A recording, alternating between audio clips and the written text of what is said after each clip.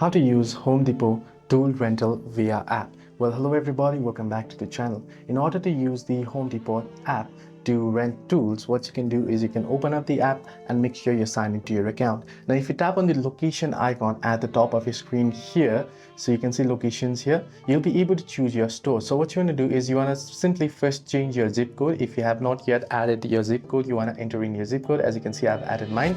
Then you'll be able to see the nearby stores. Now you want to select a particular store from within the list of stores available. So you can see my store, I have set it already.